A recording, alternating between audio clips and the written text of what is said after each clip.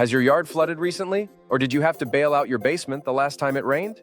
It could very well be the perimeter drains. Clogs happen to neglected sewer drains. They tend to attract tree roots over time that can block water flow in a downpour.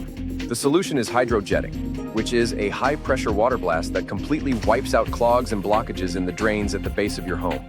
It clears sewer drains clean as a whistle. It's a power wash for weeping tile, also known as perimeter drains or French drains.